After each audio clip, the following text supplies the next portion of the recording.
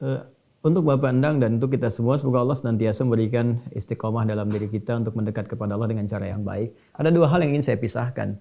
Yang pertama, tidak bisa beribadah secara maksimal. Ukuran maksimal itu apa? Jangan kita mengukur ukuran ibadah kita dengan ukuran ibadah orang lain. Karena perangkatnya bisa berbeda. Seorang Adi Hidayat dengan seorang fulan yang lain misalnya, karena orientasinya bisa beda, ya, dalam rangka mendekat kepada Allah, bisa dengan cara yang tidak sama. Itu yang dimaksud Quran surah kedua Al-Baqarah ayat 148. Walikulli wijhatun huwa muwalliha fastabiqul khairat. Dan setiap umat itu, setiap diri itu bahkan, itu punya orientasi ibadah yang mungkin tidak sama. Ya, ada yang sedang tahajud, ada yang sedang puasa, ada yang sedang baca Quran, ada yang sedang sedekah.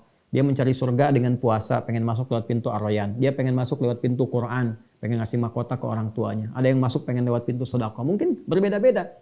Dan kemampuan untuk bisa melakukan itu pun diberikan oleh Allah dengan potensi yang berbeda-beda. Kayak Bilal melihat Ali bin Abi Thalib lewat ilmu pengetahuan. Uthman lewat harta benda, makanya rajin sedekah. Bilal melihat, harta sudah ada Uthman, ilmu sudah ada Ali, kedudukan sudah ada Omar, sudah ada Amr bin As, maka Bilal konsisten dengan adzan saja dengan tenaga. Begitu beliau adzan, Nabi komen, sahabat like, kemudian sampai ke kita di-share. Dengan apa komen Nabi? Kata Nabi, aku mendengar suara terumpah Bilal di surga, di taman surga. Kata Bilal sederhana, kalau udah ada terumpah di surga dengan adzan aja, yang ngapain harus kerjain yang lain? Maka beliau konsisten aja itu. Ya. Nah, kita sekarang tinggal melihat pada diri kita, apa potensi terbesar yang Allah berikan kepada kita, lewat apa? Ya. Apakah kemudian lewat kemampuan untuk menunaikan sholat? Silahkan keluarkan semua jenis sholat yang bisa kita lakukan. Apakah dengan Al-Quran? Silahkan keluarkan bagian amalan-amalan Al-Quran yang bisa kita titi. Dari mulai membaca, menganalisis, menghafalkan misalnya.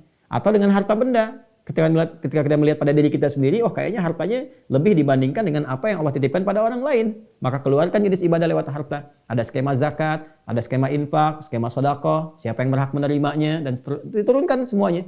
Dan dengan itu semua nikmati itu. Dan bawa itu sebagai bagian terbaik, sebagai bakal menghadap Allah Subhanahu wa Ta'ala. Itu yang disebut dengan memaksimalkan potensi diri sesuai dengan apa yang bisa kita latih. Selama Ramadan, latih itu. Lalu coba naikkan levelnya semampu yang bisa kita lakukan. Utsman bin Affan, Abdurrahman bin Auf, Tamim Ad-Dari, kata Imam An-Nawawi, sekaya-kayanya mereka masih sempat bangun malam sampai khatam Al-Quran dikerjakan. Ya, tapi mereka ingat pendidikannya langsung dengan Nabi. Situasinya nggak sama dengan kita sekarang, eranya berbeda. Ya, maka levelnya pun tidak harus disamakan.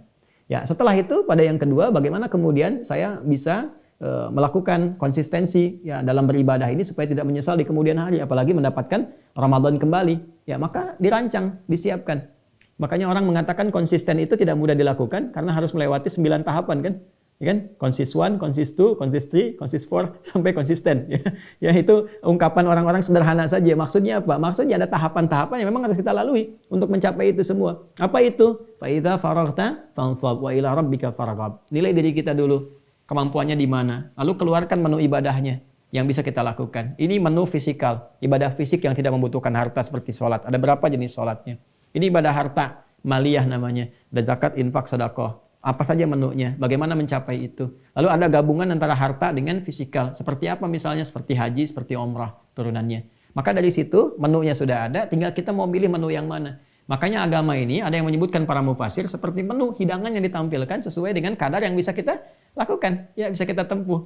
Ya, dari sini kalau kita sudah paham arahnya, lalu tinggal istiqamah, komitmen, lakukan itu konsisten sampai dengan wafat. ثم استقاموا تتنزل عليهم الملائكة ألا تخافوا ولا تحزنوا وأبشروا بالجنة التي كنتم توعدون. Maka Allah langsung memberikan komentar dan menghadirkan firman ya dengan orang-orang yang konsisten dengan apa yang telah ia pilih itu. Ketika ia pilih demikian, maka Allah turunkan malaikat untuk menjaga dia supaya istiqomah di jalannya.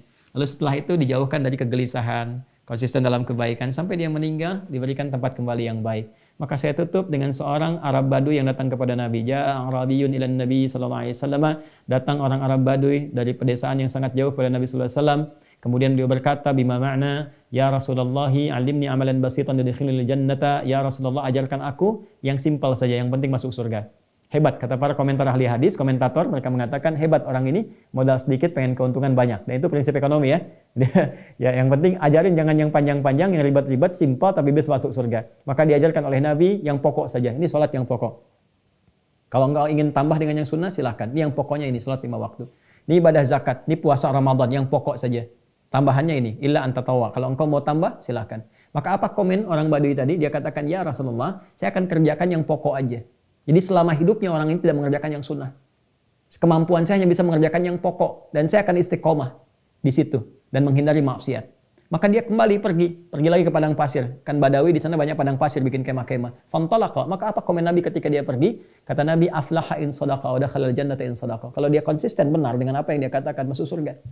Jadi ibadah agama ini nggak ribet sebetulnya. Ya, peluang untuk ke surga itu terbuka luas gitu. Ya, peluang untuk nyaman tuh terbentang luas. Tapi persoalannya begini, orang Baduy itu kan tinggal di padang pasir, di kemah-kemah. Dia mudah meninggalkan maksiat. Apa yang mau dilihat di padang pasir? Yang ada cuma unta, cuma macam-macam dan sebagainya. Nggak kelihatan, dari pandangan bisa dijaga, pendengaran bisa dijaga, Google mungkin belum tembus ke sana, bikin status nggak mampu dilakukan, ya kan? Maka dia bisa menjaga maksiat sehingga konsisten dengan yang pokok. Dia nggak bisa sholat sunnah karena begitu malamnya bangun, badai datang. Dia konsisten dengan yang pokok. Tapi komen Nabi itu yang sangat luar biasa. Ya, legasi tertingginya adalah ketika kalimatnya keluar, kalau dia konsisten masuk surga. Maka sekarang kita tinggal melihat kita itu bisa apa yang dikerjakan, yang ideal bagaimana, yang tak mampu dilakukan jangan dipaksakan, karena la yukallifullahu nafsan illa wus'aha. Kalau konsisten dengan apa yang kita bangun seperti itu, punya rencana yang baik, mudah-mudahan Allah berikan taufik dan sampai kita pada posisi yang telah Allah rahmati. Saya kira itu yang bisa saya uraikan di kesempatan kali ini. Boleh jadi mungkin ada ragam pertanyaan yang lain yang dihadirkan, namun barangkali bisa kita ulas dan diskusikan di kesempatan yang berbeda.